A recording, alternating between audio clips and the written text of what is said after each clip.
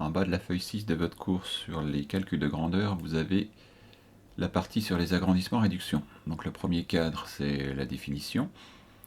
Deux figures ont la même forme et des longueurs proportionnelles. Si c'est le cas, on dit que l'une est un agrandissement ou une réduction de l'autre. Si on sait qu'on a un agrandissement et une réduction, les angles droits aussi, les perpendicularités c'est des angles droits, et le parallélisme sont conservés. Alors j'ai mis deux petits exemples en dessous. Premier exemple à gauche, mon étoile de départ, figure numéro 1, figure numéro 2.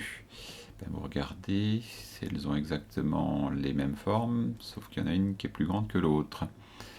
Donc si je parle de la figure 2, elle est plus grande que la figure 1. On va dire que la figure 2 est un agrandissement de la figure 1.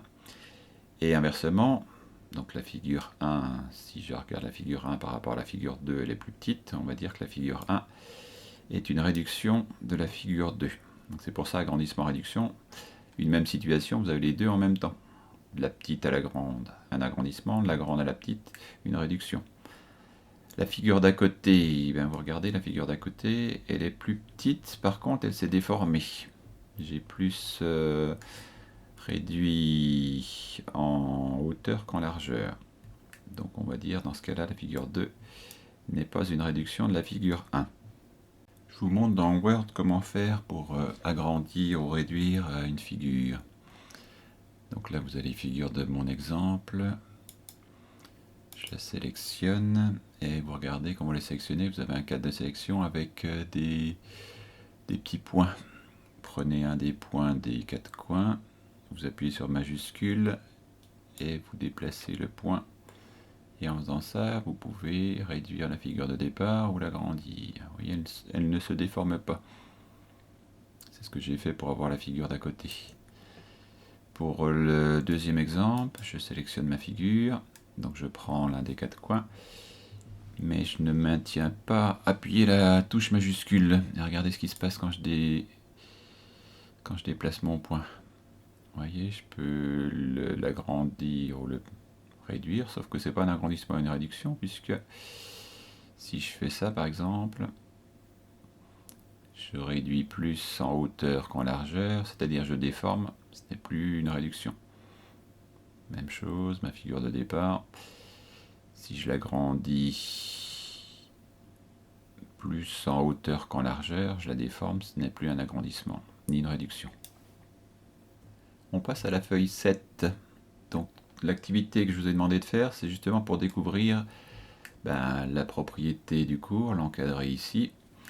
Donc c'est un résumé de ce qu'on a découvert dans l'activité. Donc je vous ai dit, vous avez f une figure du plan ou de l'espace. Donc on multiplie toutes les dimensions de cette figure par un nombre k. Donc c'est le cas général. K c'est le nombre par lequel on multiplie les longueurs. C'est un nombre positif. Alors on obtient une figure, je l'ai appelée f' de même forme. Et on a découvert que l'aire de la figure qu'on obtient, c'est l'aire de la figure de départ multiplié par le coefficient des longueurs au carré. Et si vous avez un volume, le volume de la figure qu'on obtient, c'est le volume de départ multiplié par le coefficient des longueurs puissance 3. Donc un petit moyen pour s'en souvenir. Donc les centimètres, les longueurs, si c'est multiplié par un certain coefficient k, les aires centimètres carrés multiplié par k au carré, centimètres cubes, les volumes multipliés par k puissance 3. Alors quelques petites remarques en dessous. Quand vous multipliez les longueurs par k, vous obtenez quelque chose de 2 fois plus grand, c'est un agrandissement.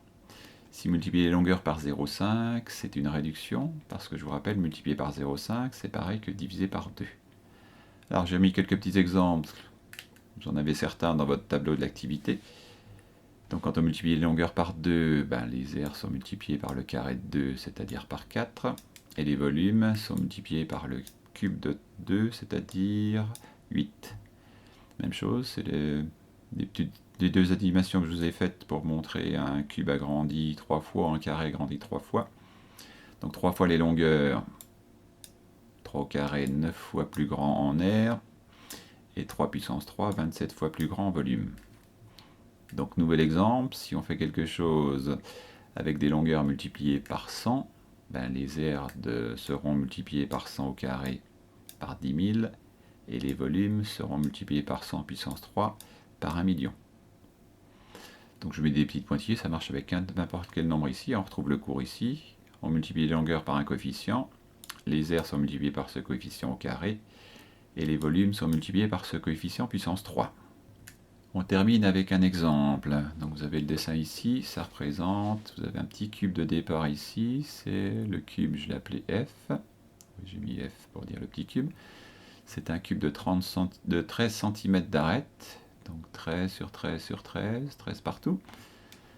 Donc l'aire de chacune de ces faces, on va prendre la formule qui donne l'aire d'un carré, puisque les faces d'un cube sont des carrés.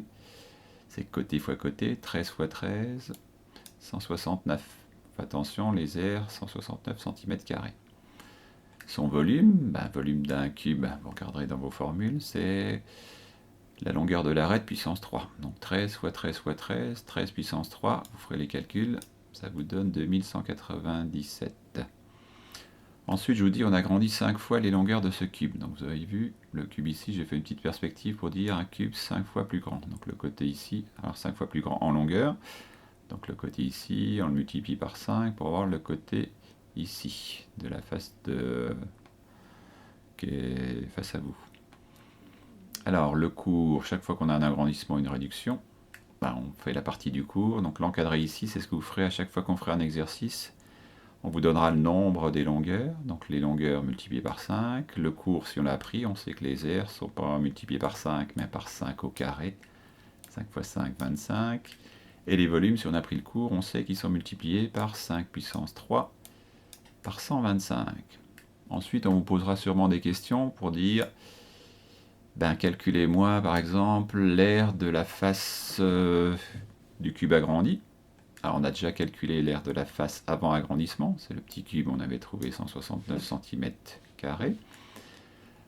Si on a pris le cours, l'aire de cette face était multipliée par 25, donc je mets le fois 25 que j'ai annoncé ici, je le remets dans mon tableau, je fais mon calcul et je retrouve la réponse 4225 cm².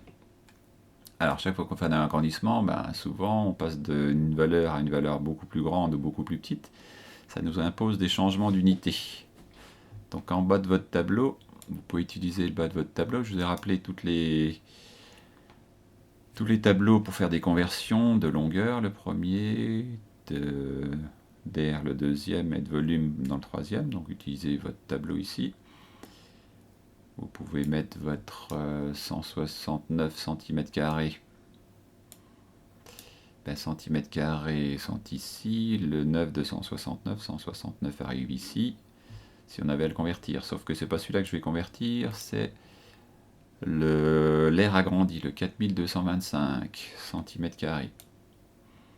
Donc je mets le 5 de 4225, je convertis, et je lis que ça fait 42,25.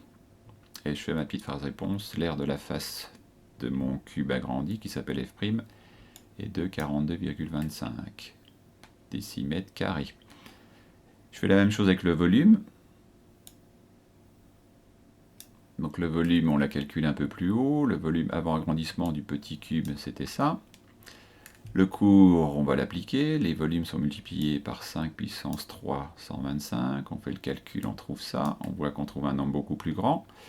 On va le convertir, donc celui-là vous le mettez dans votre tableau, c'est des centimètres cubes, le 5 arrive dans les centimètres cubes ici, vous remettez tous les chiffres, et vous pouvez voir que ce nombre-là en centimètres cubes, en décimètres cubes ça fait là, et décimètres cubes pour passer à litre, je vous rappelle c'est pareil, un décimètre cube, un litre c'est pareil. Et finalement on trouve le volume du cube agrandi, c'est de 274,625 litres.